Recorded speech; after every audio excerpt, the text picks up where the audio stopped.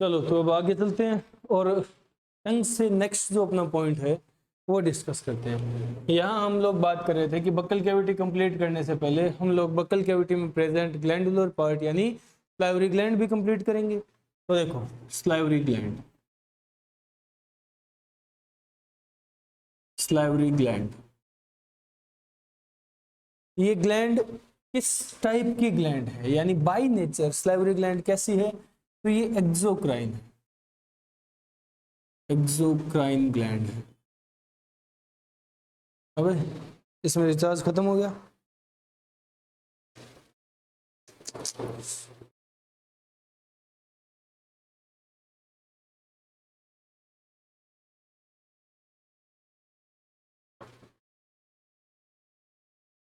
चलो तो ये बाय नेचर एक्सोक्राइन ग्लैंड है, क्लियर है, समझ रहे हो।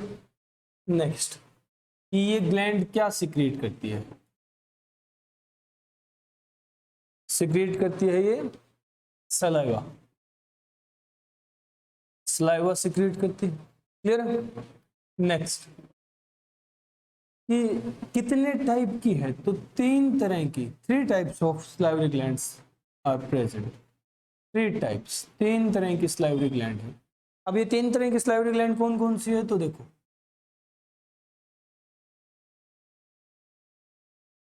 3 तरह की सलाइवरी ग्लैंड अपने पास है। फर्स्ट जिसे कहा जाता है पैरोटिड,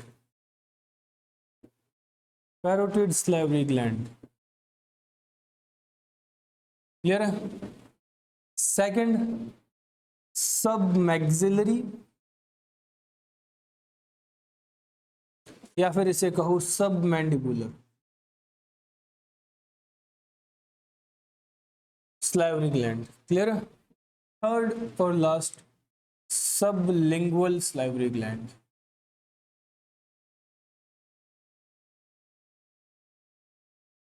सलाइवरी ग्लैंड, क्लियर है, ये है। अब देखो पैरोटिड, सब मैक्सिलरी, सब लिंगुअल, तीनों ग्लैंड डिस्कस करते हैं अपन। इन तीनों का काम है सलाइवा सिक्रिएट करना, और तीनों मिलकर के सलाइवा सिक्रिएट करती है, ऑल ओवर सलाइवा जितना होता है। हम लोगों ने कहा कि salivary gland by nature exocrine, exocrine का मतलब क्या है, यही से बात स्टार्ट करते हैं। तो एक्सोक्राइन ग्लैंड वो होती है जिसमें सिक्रीशन के लिए डक्ट प्रेजेंट हो, डक्ट प्रेजेंट हो, क्लियर है। डक्ट क्या होती है, देखो और सपोज ये एक पार्ट है जो कि ग्लैंडुलर पार्ट है हमारी बॉडी में, और इसे कुछ ना कुछ सिक्रीट करना है, ठीक है। तो सिक्रीट किस तरह से करेगा, ये 2 तरीके हैं। पहला कि ये कुछ ना कुछ सिक्रीट कर रहा है, वो सिक्रीशन यही डाल रहा है जस्ट अपने नज़दीक, और ये फिर ब्लड में मिक्स होकर के टारगेट ऑर्गन तक पहुंच रही है, ठीक है, पहला ग्लैंड। दूसरा टाइप की ये सिक्रीट कर रहा है और इसके पास एक पर्टिकुलर अलग से वेसल है, अलग से पाइपलाइन है, ट्यूब है, जिसके थ्रू ये अपनी सिक्रीशन टारगेट ऑर्गन तक पहुंचा सकता है। 2 तरह का हो गया ना। तो इस वेसल को, इस पाइपलाइन को, इस ट्यूब को हम लोग क्या बोलते हैं, डक्ट। तो एक तो डक्टिड ग्लैंड हो गया जिसके अंदर डक्ट प्रेजेंट है यानी एक्सोक्राइन, एक डक्ट लेस ग्लैंड हो गया जिसके अंदर डक्ट नहीं है, वो होते हैं एंडोक्राइन, एंडोक्राइन। और ऐसे ग्लैंड जो दोनों की तरह काम करे वो मिक्स्ड या फिर हेट्रोक्राइन, जब पॉइंट आएगा तब अपन डिस्कस कर लेंगे, ये जस्ट एक छोटी सी नॉलेज थी।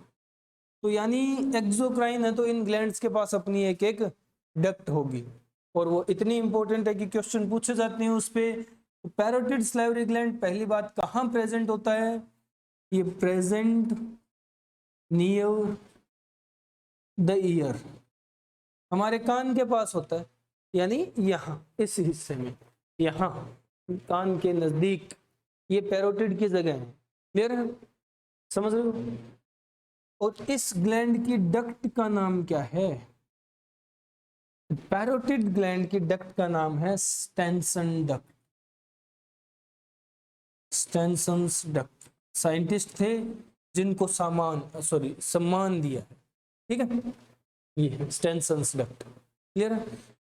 ये टोटल सलाइवा का कितने % सिक्रिएट करते हैं, तो टोटल सलाइवा का पैरोटिड सलाइवरी ग्लैंड सिक्रीट करती हैं अप्रोक्सीमेटली, अगर हम माने तो 20 to 25% सलाइवा। क्लियर है? चलो अब सब मैक्सिलरी सब मैंडिबुलर, तो नाम से पता चल रहा है, नाम में आया है मैक्सिलरी यानी मैक्सिला, मैंडिबुलर यानी मैंडिबल। अब मैक्सिला मैंडिबल क्या होते हैं ये तुम लोग जानते हो बहुत अच्छी तरह से, क्या होते हैं, हमारी जा बोन्स के नाम है, अपर जा बोन मैक्सिला, लोअर जा बोन मैंडिबल। क्लियर है? तो इन दोनों के जंक्शन पे प्रेजेंट होते हैं, यहाँ जहां ये मूव करके देखो, इस तरह खोल के बंद करके देखो जबड़ा, पता चलेगा यहाँ जंक्शन है। क्लियर है? तो इनके जंक्शन के ऊपर प्रेजेंट होते हैं, एक इस साइड एक इस साइड। क्लियर है? तो सब मैक्सिलरी बोल दो या सब मैंडिबुलर बोल दो, एक ही बात है। कहाँ प्रेजेंट है? At the junction of maxilla and mandible, maxilla and mandible के जंक्शन पे। क्लियर है? इस ग्लैंड की डक्ट की बात करें तो देखो, इस ग्लैंड की डक्ट का नाम है वार्टन डक्ट, वार्टन्स डक्ट। ये भी सम्मान दिया है साइंटिस्ट को, है ना, सम्मान दिया है डक्ट, वार्टन डक्ट। और कितने परसेंट स्लाइवा सिक्रेट करती है ऑल ओवर सिक्रीशन का? तो पूरे स्लाइवा का अप्रोक्सीमेटली 70% सिक्रीशन ये ग्लैंड करती है। क्लियर है? 70% स्लाइवा, मैक्सिमम स्लाइवा सब मैक्सिलरी या सब मैंडिबुलर स्लाइवरी ग्लैंड से सिक्रेट किया जाता है, स्लाइवरी ग्लैंड। क्लियर है? अब बात करते हैं सबलिंगुअल या लास्ट स्लाइवरी ग्लैंड की। सबलिंगुअल स्लाइवरी ग्लैंड कहाँ प्रेजेंट होता है? ये प्रेजेंट की बात की हम लोगों ने, present beneath the tongue, beneath the tongue, जीभ के नीचे प्रेजेंट है। क्लियर है? जीभ के नीचे, कभी शीशे में देखो जीभ उठा करके तो पता चलेगा यहाँ से सिक्रीशन हो रहा, चाहे तुम इसको कितना ही पोंछ दो इस शीशे को, ये सूखेगा नहीं, क्योंकि ग्लैंड यही है जीभ के नीचे, फ्रेनुलम के पास, बीनीथ द टंग। क्लियर है? नेक्स्ट, इस ग्लैंड की डक्ट का नाम क्या है भाई? कौन सी डक्ट है इस ग्लैंड के पास? तो सबलिंगुअल स्लाइवरी ग्लैंड के पास डक्ट होती है, इसकी खुद की एक पाइप, एक खुद का एक फुटे जैसा स्ट्रक्चर है, और उस स्ट्रक्चर को कहा जाता है duct of Rivinus, duct of Rivinus. ये भी साइंटिस्ट थे जिनको सम्मान दिया है। ठीक है, चलो कितने परसेंट स्लाइवा सिक्रेट करता है टोटल सिक्रीशन का? ये अप्रोक्सीमेटली 5 से 10% सलाइवा सिक्रेट करता है। क्लियर है? समझ रहे हो? तो तीनों ग्लैंड अलग अलग हैं और तीनों मिलकर के टोटल सलाइवा सिक्रेट करती हैं। समझ रहे हो? Parotid, submaxillary, sublingual. क्लियर है? Tension, Wharton, Rivinus, 25, 75। समझ गए? ये है सिक्रीशन स्लाइवरी ग्लैंड की। क्लियर हुआ? अब हम आगे चलते हैं इस स्लाइवरी ग्लैंड में। अब बात करते हैं नेक्स्ट पॉइंट,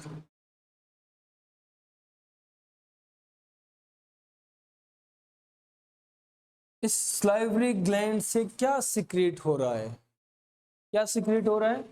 सलाइवा। तो हम लोग सलाइवा को डिस्कस करते हैं। सलाइवा क्या है? सलाइवा क्या है? क्लियर है? तो सलाइवा अगर हम बात करें तो स्लाइटली यानी थोड़ा सा एसिडिक, स्लाइटली एसिडिक लिक्विड है। क्लियर है? स्लाइटली एसिडिक, थोड़े से एसिडिक होने से क्या मतलब है भाई? एसिडिटी का कैसे पता चलेगा? पीएच से, है ना? तो इसकी पीएच होती है 6.8, स्टैंडर्ड पीएच है। समझ रहे हो? याद रखिए। नेक्स्ट, कितना सिक्रीट होता है पर डे? तो 1 से 1.5 लीटर पर डे की सिक्रीशन है सलाइवा की। क्लियर है?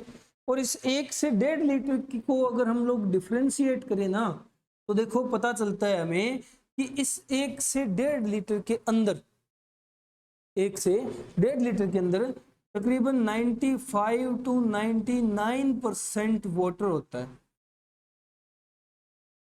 क्लियर है? ये 1 to 5% क्या बच गया भाई, इसे हम लोग कहते हैं अदर। अदर समझ लो। अब अदर में क्या कुछ आता है ये डिस्कस करना है हम, कि ये अदर में क्या कुछ कंस्टिट्यूएंट है। तो देखो अपन पॉइंट डिस्कस करते हैं। इस अदर को थोड़ा सा डिटेल में समझें तो देखो स्लाइवा में प्रेजेंट है पहला कि यहाँ कुछ एंजाइम्स प्रेजेंट है, एंजाइम्स है, ठीक है। एंजाइम कौन कौन से हैं, तो देखो 2 एंजाइम होते हैं, एक तो स्लाइवरी अमाइलेज या फिर इसे कहा जाता है टाइलिन। क्लियर है? और दूसरा है लाइसोजाइम। लाइसोजाइम। अब स्लाइवरी अमाइलेज या टाइलिन का काम क्या है और लाइसोजाइम का काम क्या है। स्लाइवरी अमाइलेज या टाइलिन जो है ये बाहर चला गया है ना, स्लाइवरी अमाइलेज या फिर इसे हम लोग कहते हैं टाइलिन, पी साइलेंट है टाइलिन। तो देखो अब हम बात करते हैं इनके फंक्शन की। टाइलिन जो है, टाइलिन का फंक्शन है कि टाइलिन एक तरह का अमाइलेज हम लोग नाम दे रहे हैं। अमाइलेज का मतलब कार्बोहाइड्रेज एंजाइम है, कार्बोहाइड्रेट को डाइजेस्ट करने वाला एंजाइम है। क्लियर है? तो ये क्या डाइजेस्ट करता है, डाइजेस्ट कार्बोहाइड्रेट। कार्बोहाइड्रेट जो कि एक फॉर्म है, क्लियर है, अवेलेबल फूड की, अवेलेबल फूड न्यूट्रिएंट की, कार्बोहाइड्रेट। कार्बोहाइड्रेट में भी मोस्ट कॉमन हम लोग स्टार्च को मान करके चल रहे हैं, स्टार्च डाइजेस्ट करता है ना, सबसे कॉमन कार्बोहाइड्रेट है। अब देखो कैसे करता है, तो यहाँ नोट करते हैं स्टार्च है, टोटल हम लोगों ने खाया, पहली बात तो ये बॉइल्ड होना चाहिए, उबला हुआ होना चाहिए, कच्चा स्टार्च नहीं होना चाहिए, ठीक है। बॉइल्ड स्टार्च है, इसको हम लोगों ने खाया, इस पे काम करेगा टाइलिन और इसे तोड़ देगा किसमें, माल्टोज और डेक्सट्रोज में। क्लियर? माल्टोज और डेक्सट्रोज में तोड़ देगा। कितना, मान लो हम लोग 1 किलो स्टार्च खा रहे हैं, कितना स्टार्च तोड़ेगा ये, तो ये टोटल स्टार्च का 30% है, सिर्फ 30%। 1 किलो स्टार्च खाया तो 300 ग्राम स्टार्च को टाइलिन ने माल्टोज और डेक्सट्रोज में कन्वर्ट कर दिया, 700 ग्राम स्टार्च आगे जाएगा। समझ रहे हो? तो टोटल स्टार्च का 30% डाइजेस्ट करता है टाइलिन। लाइसोजाइम का क्या काम है भाई, लाइसोजाइम एंटीबैक्टीरियल होता है, एंटीबैक्टीरियल, यानी इस बक्कल कैविटी में, इस माउथ में जहां सलाइवा सिक्रीट किया जा रहा है, यहां बैक्टीरिया की ग्रोथ नहीं होने देगा। समझ रहे हो? तो एंटीबैक्टीरियल लाइसोजाइम। ये तो है एंजाइम, सलाइवा के एंजाइम्स, पहला पोर्शन नोट हो गया। अब हम बात करते हैं नेक्स्ट की अदर में और क्या कुछ आता है।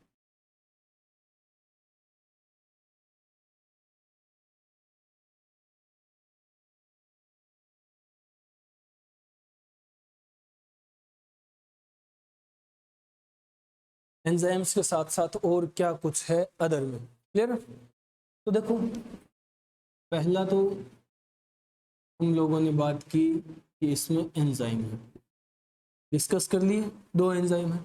नेक्स्ट कि अदर के अंदर कंस्टिट्यूएंट एलिमेंट है इलेक्ट्रोलाइट्स। इलेक्ट्रोलाइट्स यानी आयंस, समझ रहे हो? अब कौन कौन से आयन है स्लाइवा में, तो स्लाइवा में है सोडियम आयन है, पोटेशियम आयन है और क्लोराइड आयन है, ठीक है, कार्बोनेट आयन है, इस तरह के आयन हैं। समझ लो। अब देखो सोडियम पोटेशियम कार्बोनेट के फंक्शंस वेल डिफाइंड हैं, हम लोग जानते हैं, ठीक है। कार्बोनेट साल्ट फॉर्मेशन में हेल्प करता है, सोडियम पोटेशियम इंपल्स कंडक्शन से लेकर के मसल कंट्रैक्शन तक बहुत सारे फंक्शन करते हैं। तो इनका यहाँ इतना स्पेसिफिक फंक्शन हम लोग डिस्कस नहीं करेंगे, हम बात करेंगे डिटेल में क्लोराइड आयन की। क्लोराइड आयन जो है ये किस लिए यूज होता है, सलाइवा में क्यों प्रेजेंट है, तो ये प्रेजेंट है ताकि ये एक्टिवेट कर सके टाइलिन को, टाइलिन को एक्टिवेट करने वाला आयन है ये। क्लोराइड आयन की प्रेजेंस में टाइलिन एक्टिवेट होगा। नेक्स्ट, सलाइवा में होता है एक एंटीबॉडी। एंटीबॉडी क्या होती है, वो स्ट्रक्चर या वो प्रोटीनस पार्ट जो हमारी बॉडी बनाती है, किसके इफेक्ट में कोई एंटीजन आया उसके अगेंस्ट हमारी बॉडी उससे लड़ने के लिए जो प्रोटीनस पार्ट तैयार करती है उसे एंटीबॉडी कहते हैं। हमारे पास एंटीबॉडी टोटल 5 टाइप्स की है, ठीक है। एंटीबॉडी को रिप्रेजेंट किया जाता है IG से। रीजन कि इम्यूनोग्लोब्युलिन प्रोटीन, ग्लोब्युलिन प्रोटीन है जो कि इम्यून सिस्टम में काम आ रहा है, तो इम्यूनोग्लोब्युलिन एंटीबॉडी हो गई। और कौन सी एंटीबॉडी है यहाँ, IgA एंटीबॉडी है, क्लियर है, इंपॉर्टेंट है ये। नेक्स्ट, और क्या होता है, नेक्स्ट हमारे सलाइवा के अंदर प्रेजेंट है म्यूसिन।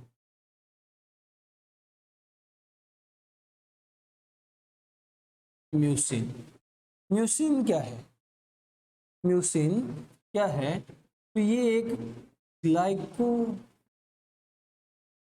ग्लाइकोलिपिड है, क्लियर। और किस लिए काम आता है, तो ये हेल्प करता है, helps in bolus formation, bolus formation, bolus बनाने में हेल्प करता है। बोलस क्या होता है भाई, अब फूड है, दांतों ने उसकी मैकेनिकल डाइजेशन कर दी, बहुत छोटे छोटे टुकड़ों में तोड़ दिया, आगे ये छोटे छोटे टुकड़े नहीं जा सकते, क्यों नहीं जा सकते, ये पॉइंट आएगा तब बात कर लेंगे, बट नहीं जा सकते इतना समझ लो। तो इसको एक बोलस, एक गोला, एक निवाले जैसी स्ट्रक्चर देनी पड़ेगी तभी आगे जाएगा। फील करते हो ना, ऐसे होता है, वो गोला सा यहाँ से आगे जाता है, तो ये बोलस, उसको बोलस। अब बोलस कैसे बनेगा, इन सारे छोटे छोटे फूड पार्टिकल्स को आपस में जोड़ना पड़ेगा। जोड़ेगा किसकी हेल्प से, ये ग्लू का काम करता है म्यूसिन, इसकी हेल्प से जुड़ते हो, समझ रहे हो। नेक्स्ट, और क्या होगा अदर में, अदर में यहाँ प्रेजेंट होता है एक आयन जिसे कहा जाता है thiocyanate ion, thiocyanate ion. Thiocyanate ion भी एंटीबैक्टीरियल है,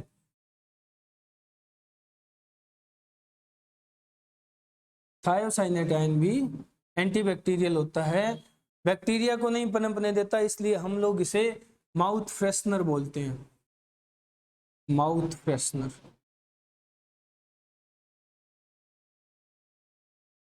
तो जो पास पास तू मेरा मैं तेरी ऐसे कुछ आते हैं माउथ फ्रेशनर आजकल, मुंह में बदबू ना आने दे, ये नेचुरल माउथ फ्रेशनर है, ठीक है, समझ रहे हो ये है। और क्या होता है भाई अदर में, ये तो बहुत कुछ हो गया है ना, और क्या हो सकता है, तो और अदर में आता है कि यूरिया प्रेजेंट होती है सलाइवा में, ये इंपॉर्टेंट है भाई, वैसे तो इंपॉर्टेंट सारी ही है। यूरिया प्रेजेंट होती है but in very small amount, but in very small amount,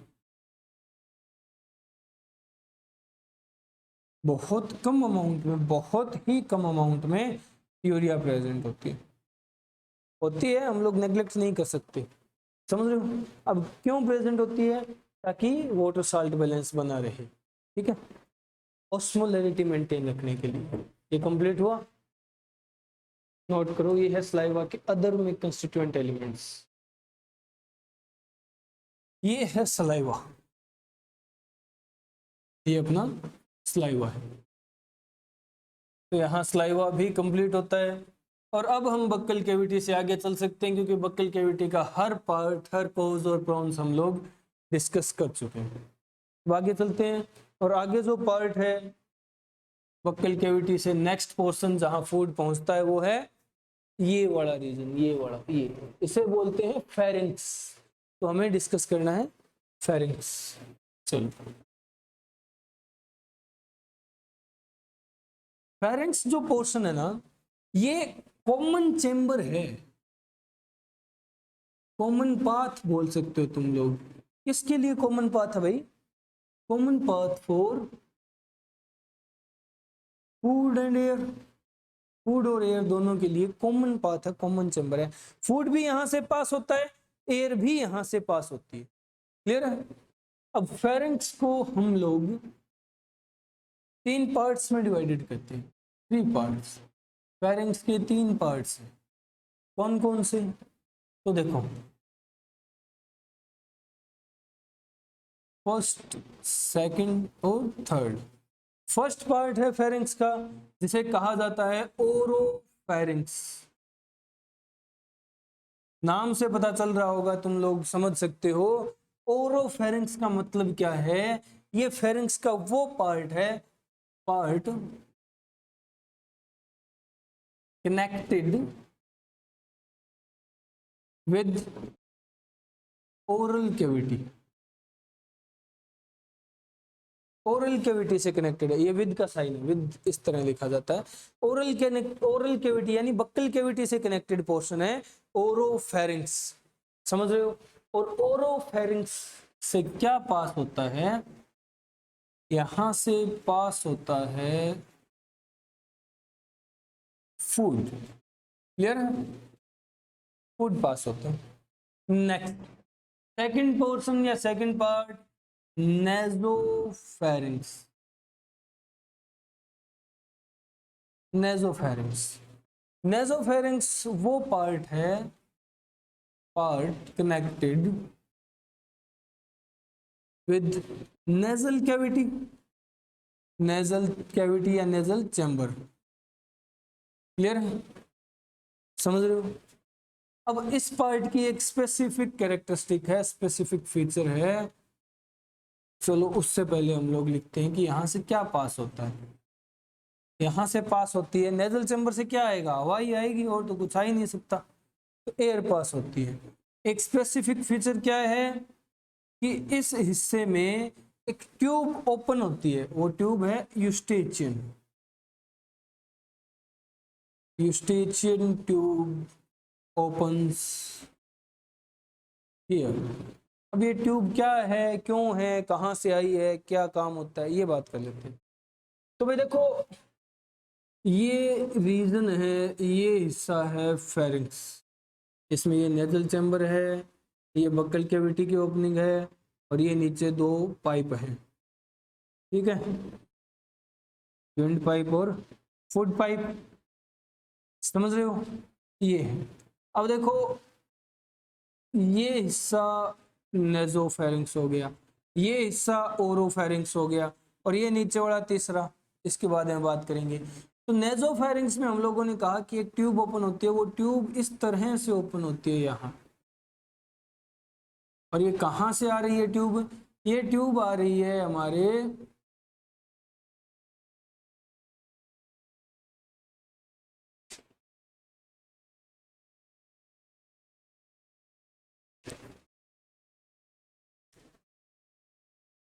middle ear से।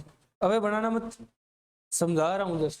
ये ट्यूब मिडल ईयर से आ रही है। क्या होता है, अब तुम लोग सोचो, छोड़ो ये चीज, छोड़ो चीज, बताओ मुझे, कभी फील हुआ है कि कान में दवाई डाली, ठीक है, और उसकी खराश गले में महसूस हो रही हो? फील हुआ है कभी? अबे वही है कि कान में दवाई डालते हो तो गले में खारापन महसूस होता है।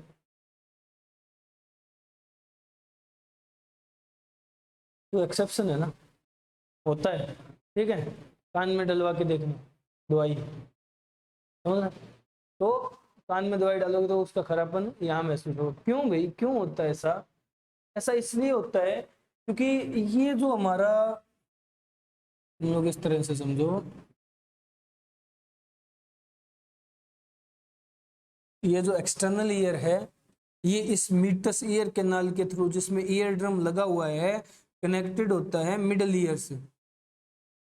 ये मिडल ईयर है, क्लियर है। और इसमें 3 बोन होती है, मैलस, इंकस, स्टेपीज। ये पॉइंट आएगा तब हम बात करेंगे, ठीक है। इस तरह से कनेक्टेड है भाई। ये ईयर ड्रम हिलता है ना, तब ये हिलती है और यहाँ इनर ईयर में हलचल होती है, जिससे हमें पता चलता है कि कोई साउंड आ रहा है, आवाज आ रही है, ठीक है। तो इसका हिलना जरूरी है। ये है ईयर ड्रम। ये इतना इतना इतना सॉफ्ट, मुलायम, या फिर इतना डेलिकेट होता है कि अगर ज्यादा जोर से भी हवा आ गई ना, ज्यादा प्रेशर के साथ आ गई, तो ये फट जाता है, इसकी फट जाती है मेम्ब्रेन, ठीक है। तो फटने का खतरा है, समझ रहे हो। थोड़ा सा भी प्रेशर में डिफरेंस आया, ज्यादा प्रेशर हुआ, फट जाएगा। फिर क्या किया गया, तो भाई देखो, दोनों तरफ एयर प्रेशर सेम रहना चाहिए, तब फटने के चांसेस बहुत कम होते हैं। तो बाहर तो डायरेक्ट एटमॉस्फेयर से कनेक्टेड है, ठीक है। अंदर एयर प्रेशर कैसे सेम रखा जाए, तो यहां से एक पाइप निकाली और वो नेजोफेरेंक्स में खोल दी। अब यहां से तो एयर पास होती है, तो जो यहाँ प्रेशर है वही यहाँ अंदर होगा फेरेंक्स में, इस हिस्से में। अब यहाँ वो फेरेंक्स में हवा पहुंची, वही सेम एयर प्रेशर, और वो इस ट्यूब की हेल्प से यहाँ मिडिल ईयर में पहुंच गई, तो सेम एयर प्रेशर रहा इसके दोनों तरफ, और ये फटा नहीं, और हम आराम से काम करता रहा और हमें अच्छी तरह सुनाई देता रहा। तो हम लोग यहाँ दवाई डालते हैं, वो दवाई यहाँ पहुंचती है, इसको पार करती है, ऐसे बहती हुई यहाँ आ जाती है, इसलिए खराश महसूस होती है, समझ रहे हो। इस ट्यूब का नाम है यूस्टेचियन ट्यूब। यूस्टेचियन साइंटिस्ट था, उसको सामान दिया है और नाम उसी के नाम पे दे दिया, यूस्टेचियन ट्यूब, जो कि यहाँ ओपन होती है। क्लियर है, समझ रहे हो। ये अब थर्ड पार्ट फेरेंक्स का, इसे कहा जाता है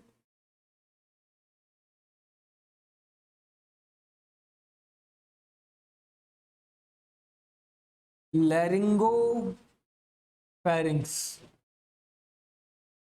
लैरिंगोफेरेंक्स, लैरिंगोफेरेंक्स का मतलब क्या है। अबे ऐसा तो कोई सामान ही नहीं, ऐसा तो कोई ऑब्जेक्ट ही नहीं जिसका हम लोगों ने नाम दिया फेरेंक्स में, तो है ना। फेरेंक्स क्या है, तो बना लेना छोटा सा डायग्राम, कोई दिक्कत वाली बात नहीं है।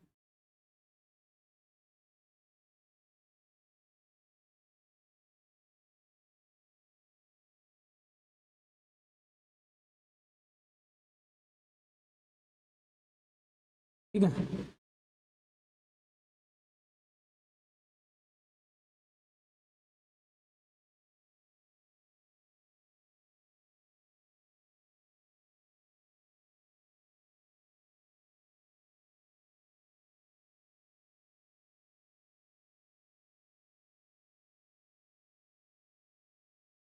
ये नेजोफेरिंक्स है ना, नेजोफेरिंक्स, ये ओरोफेरिंक्स, और ये है नीचे वाला लैरिंगोफेरिंक्स। लैरिंगोफेरिंक्स, अब देखो क्या होता है स्ट्रक्चर। ये बक्कल कैविटी है, ये माउथ है, ये नेजल कैविटी है, ये नोस्ट्रिल है, ये यूस्टेचियन ट्यूब है, ये यूस्टेचियन ट्यूब है। क्लियर। अब देखो क्या होता है, ये यूला है और ये दो पाइप है। पाइप, ये आगे वाली जो पाइप है यानी सामने की तरफ, ये टेंट हुआ दबाते हो तुम लोग, ये क्या है, ये है ट्रैकिया, और पीछे वाली पाइप का नाम है इसोफेगस। क्लियर है। ट्रैकिया बोला जाता है विंड पाइप को, और इसोफेगस बोला जाता है फूड पाइप को। क्लियर है, समझ रहे हो। तो ये दोनों पाइप कहाँ खुल रही है, इस लैरिंगोफेरिंक्स में खुल रही है। तो लैरिंगोफेरिंक्स में दो ओपनिंग होती है, कौन कौन सी। एक ओपनिंग का नाम है गल्लेट, और एक ओपनिंग का नाम है ग्लोटिस। क्लियर है। अब गल्लेट किसकी ओपनिंग है और ग्लोटिस किसकी ओपनिंग है, तो देखो गल्लेट जो है ये है ओपनिंग ऑफ इसोफेगस। क्लियर है। और ग्लोटिस जो है वो है ओपनिंग ऑफ ट्रैकिया। क्लियर है, ट्रैकिया की ओपनिंग है। और ग्लोटिस ही वो ओपनिंग है जो कि गार्डेड रहती है, गार्डेड बाय, इसका ढक्कन है एपिग्लोटिस। तो ये स्ट्रक्चर क्या हुआ, ये स्ट्रक्चर क्या है, एपिग्लोटिस। तो ग्लोटिस क्या हुआ, ये जो ओपनिंग है ना, ये है ग्लोटिस और ये है गलेट। समझ रहे हो, ये ढक्कन इसके ऊपर बंद होता खुलता है ऐसे। क्लियर है, ये है गलेट और ग्लोटिस, ये दो ओपनिंग है। अब भाई लेरिंगो वर्ड कहां से आया, अब तक नहीं समझ आ रहा। तो जो ट्रैकिया है ना, विंड पाइप, इस विंड पाइप के स्टार्टिंग पोर्शन पे यहां प्रेजेंट होता है हमारा वॉइस या साउंड बॉक्स, जिसका नाम है लैरिंक्स। और इसी वजह से इस पार्ट को नाम दिया है लैरिंगोफेरिंक्स। ये क्या है, लैरिंक्स, ये लैरिंक्स है। क्लियर है, समझ गए। हाँ ये बनाना है ताकि याद रहे।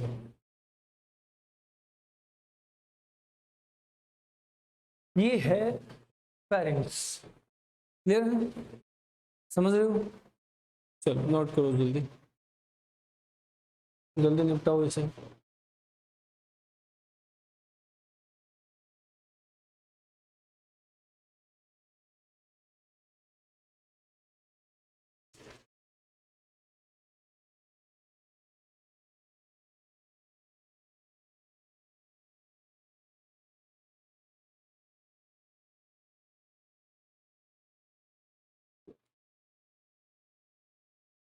हो गया, जल्दी करो जल्दी।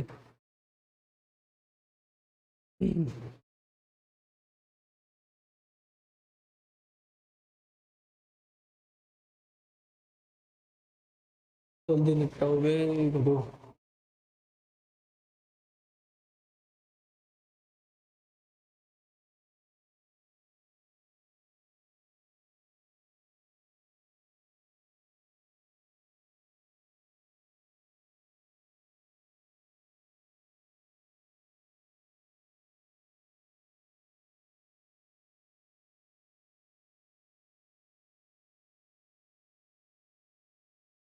जल्दी हो गया।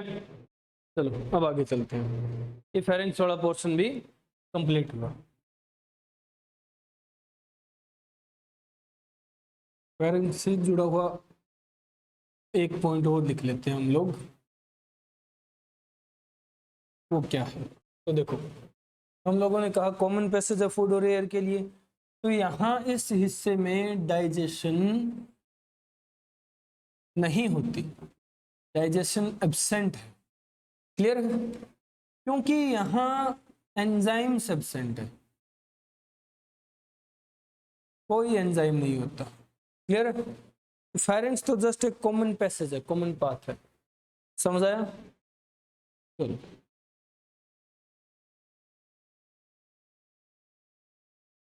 अब आगे चलते हैं और नेक्स्ट पोर्शन डिस्कस करते हैं। नेक्स्ट पार्ट देखो क्या है, नेक्स्ट वो पोर्शन जहां फेरिंग से निकल करके फूड जाता है वो है इसोफेगस। तो इसोफेगस डिस्कस करते हैं, इसोफेगस। इसोफेगस की अगर बात करें तो ये पर्टिकुलर ट्यूबुलर स्ट्रक्चर है, ट्यूब जैसा स्ट्रक्चर है। क्लियर है, ट्यूबुलर पार्ट होता है। और इस ट्यूब की लेंथ कितनी है, तो अप्रोक्सीमेटली ये तकरीबन 25 सेंटीमीटर लॉन्ग होता है। क्लियर है, समझ रहे हो।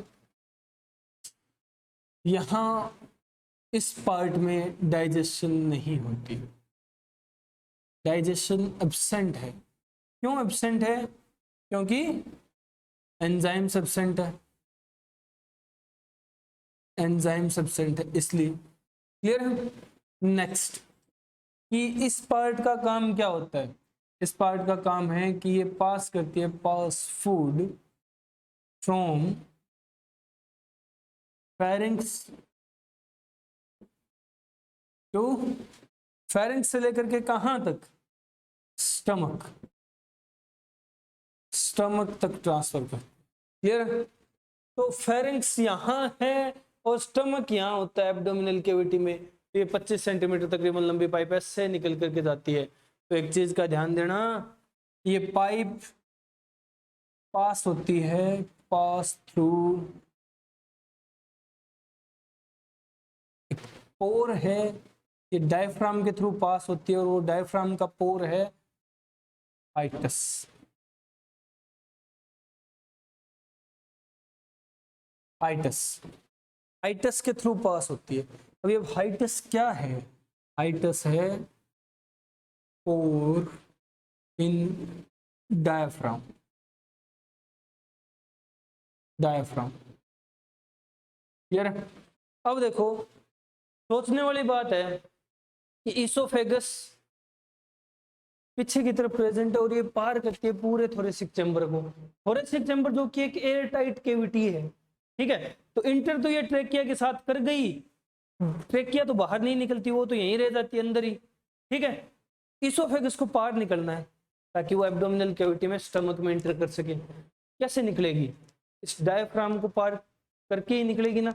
डायफ्राम पूरी बॉडी के क्रॉस सेक्शन में इस तरह प्रेजेंट है, इसको पार करके निकलती है इस तरह से, इस तरह से इसको पार करके निकलती है, ठीक है, इस तरह से। अब पार करके अगर निकलेगी यहां से तो छेद होगा, छेद होगा तो एयर टाइटनेस खत्म हो जाएगी, एयर टाइट नहीं रहेगा, वैक्यूम डिस्टर्ब हो जाएगा। तो ये स्पेशल पोर है हाइटस, जिसके थ्रू एयर टाइटनेस डिस्टर्ब नहीं होती, वैक्यूम बना रहता है, एयर टाइट चैम्बर बना रहता है, ठीक है। समझ रहे हो, भले ही डायफ्राम मूवमेंट भी करे तब भी। क्लियर है। और यहाँ कई बार एक डिसऑर्डर देखने को हमें मिलता है जिसे हर्निया बोलते हैं, हाइटस हर्निया या हाइटल हर्निया। क्लियर है। वो अभी यहाँ डिस्कस नहीं करेंगे, जस्ट समझाने वाला पॉइंट है, समझ गए। नेक्स्ट, कि ये हमारी बॉडी में किस साइड प्रेजेंट होती है? तो ये प्रेजेंट होती है डोर्सल साइड में, पीछे की तरफ प्रेजेंट है ना। अबे यहाँ से दो पाइप गुजर रही है ऐसे, अब आगे वाली अगर कोई शक हो तो दबा के देख लो, पता चल जाएगा, ठीक है।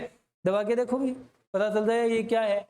अगर आवाज डिस्टर्ब हुई, यानी आवाज क्यों आती है? हवा के आने जाने से, यानी हवा डिस्टर्ब हो रही है, हवा डिस्टर्ब हो रही है मतलब इस पाइप में से हवा जा रही है। तो ये विंड पाइप है और पीछे की तरफ प्रेजेंट, डोर्सली प्रेजेंट है इसोफेगस। क्लियर है। नेक्स्ट, इसोफेगस में एक स्पेशल फीचर होता है कि यहां पेरिस्टेलिसिस प्रेजेंट है, पेरिस्टेलिसिस प्रेजेंट है। क्लियर है। पेरिस्टेलिसिस का मतलब ये एक प्रोसेस है जिसमें अल्टरनेट कॉन्ट्रैक्शन होता है, alternate contraction and relaxation, alternate contraction and relaxation in smooth muscles, smooth muscles of esophagus। Oesophagus के स्मूथ मसल्स में अल्टरनेट कॉन्ट्रैक्शन और रिलैक्सेशन, यानी एक के बाद एक कॉन्ट्रैक्शन और रिलैक्सेशन। क्लियर है, समझ रहे हो किस तरह से होता है? तो देखो, पहले हमें समझना पड़ेगा कि ये मसल्स किस तरह प्रेजेंट है इसोफेगस में।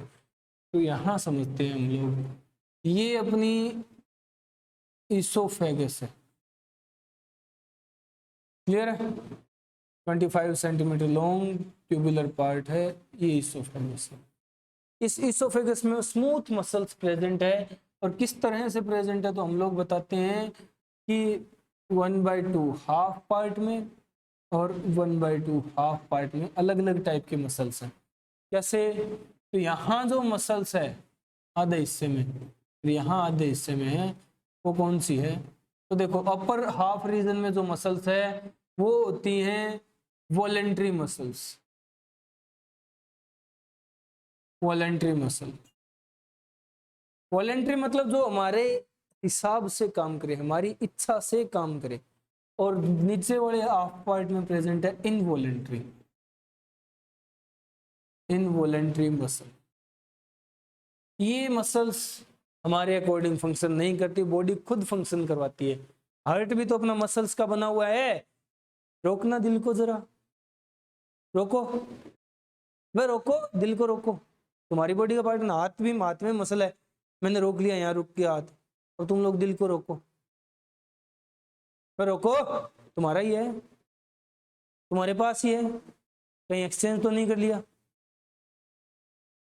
ले आ दे तो नहीं कर ली, नहीं की कि सर शकल ही ऐसी होगी ही नहीं।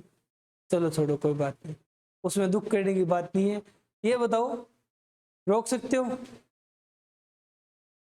नहीं रोक सकते, क्योंकि दिल है कि मानता नहीं है।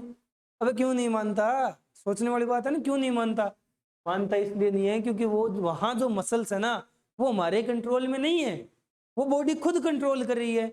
अब हमारे तो मन में आया चलो आज दुख बहुत है, 2 मिनट रुक जाता है, दिल रुक जा, दिल ठहर जा जरा। तो ठहर जाएगा तो सल्ट जाओगे बे गधो, केस खत्म हो जाएगा तुम्हारा। तो रोकना नहीं है इसको, इसलिए बॉडी खुद कंट्रोल करती है। समझ रहे हो? हमारी बॉडी को हम पे या हमारी सोच पे भरोसा नहीं है, ये बात हुई। तो वहां भी जो मसला वो इनवॉलेंट्री है, और यहाँ नीचे हाफ पार्ट में इनवॉलेंट्री मसला, यानी ये हमारे हिसाब से काम नहीं करती। तो एक चीज समझ सकते हो, कई बार फूड यहाँ तक गया हुआ हम लोग वापस निकाल लेते हैं कोशिश करके, है ना? यहाँ तक गया हुआ फूड कोशिश करके वापस निकाल लेते हैं, बट जो यहाँ से नीचे उतर गया उसको नहीं निकाल सकते तुम लोग, है ना? उसको चाह करके बाहर नहीं निकाल सकते, क्योंकि वहां मसल है ही नहीं जो हमारा कहना माने। समझ रहे हो?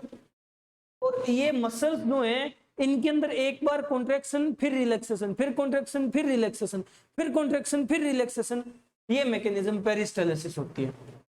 कैसे होता है ये समझेंगे। ये नोट कर लिया? तो देखो, फोर्स पोज कि ये वो बोलस है, ये वो फूड पार्टिकल है, इसे इसोफेगस से पास होना है, तो ये इसोफेगस के ऊपर पोर्शन पे यहां रख दिया। ठीक है, ये पाइप है, ये पाइप है, क्लियर है?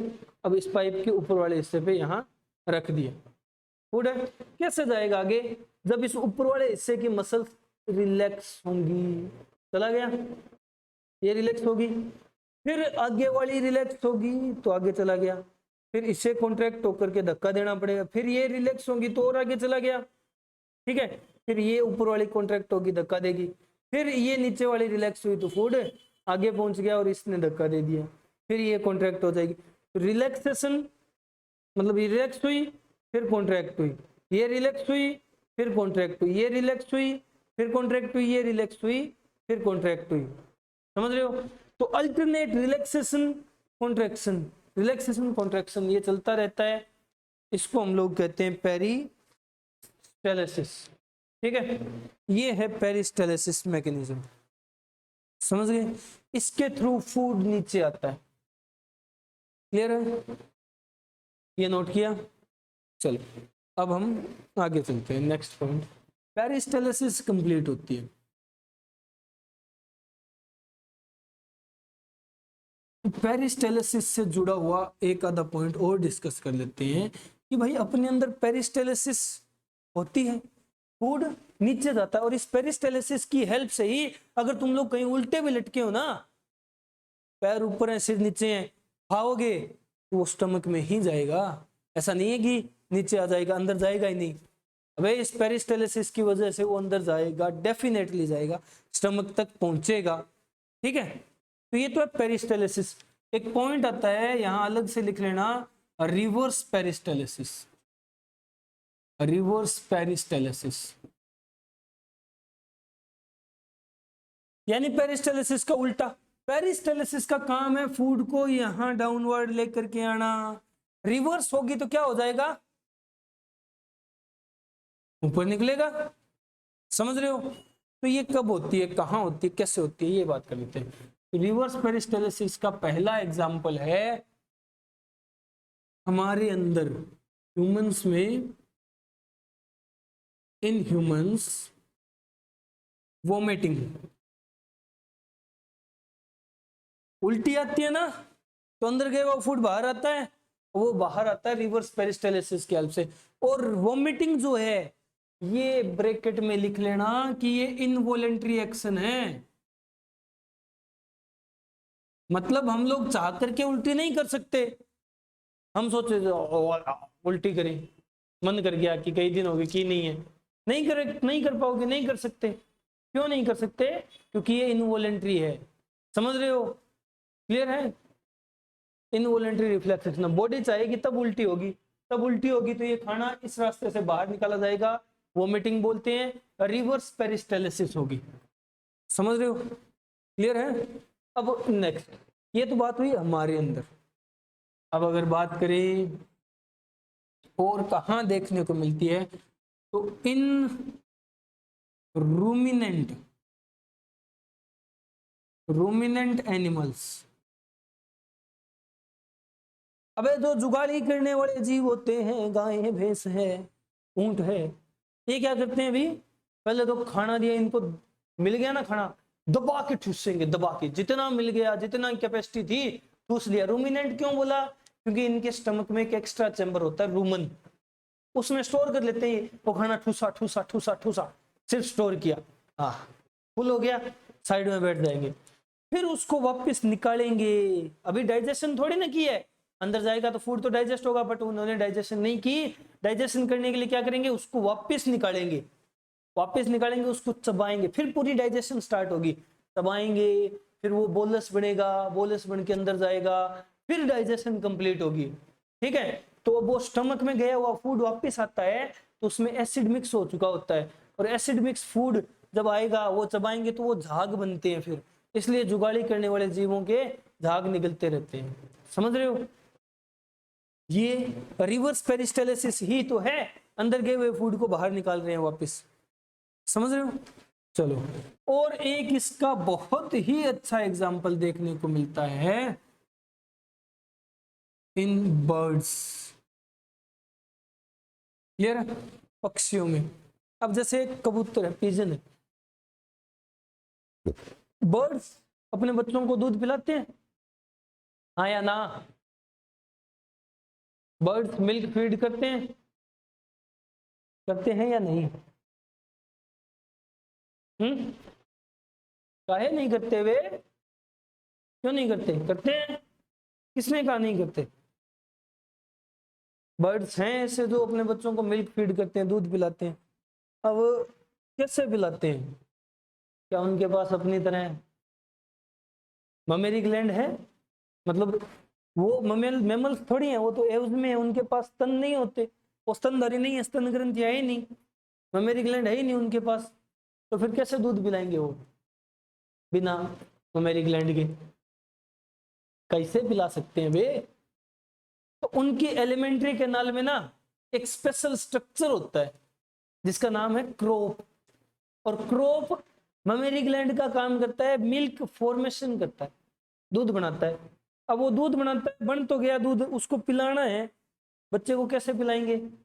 उनके पास कोई ममेरी ग्लैंड तो नहीं है ही नहीं जिससे बच्चा फीड कर जाए। तो क्या करते हैं भाई, उनके पास कोई ऐसा स्ट्रक्चर नहीं होता कि डायरेक्ट फीडिंग हो सके, तो फिर वो रिवर्स पेरिस्टाल्सिस की हेल्प लेते हैं। रिवर्स पेरिस्टाल्सिस की हेल्प, एक सेकंड रुको,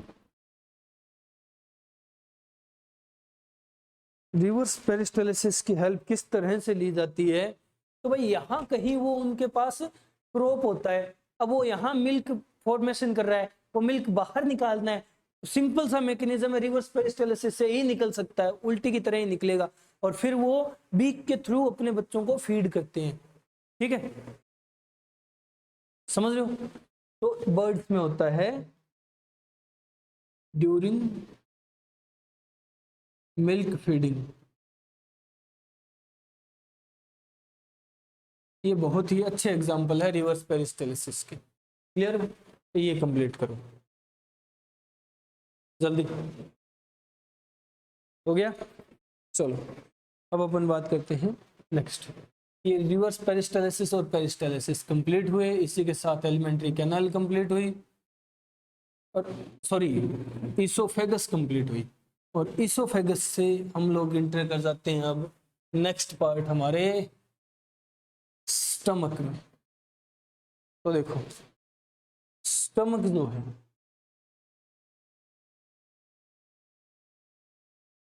वो कैसा पार्ट है? पहली बात, ये पूरी एलिमेंट्री कैनाल का वाइडेस्ट पार्ट है, widest part of alimentary canal, पूरे डाइजेस्टिव सिस्टम का सबसे चौड़ा हिस्सा है, ठीक है, वाइडेस्ट पार्ट है। नेक्स्ट जे शेप्ड होता है, इंग्लिश का जे है ना, उस जैसी शेप होती है इसकी, जे शेप्ड, क्लियर है? और कैसा है?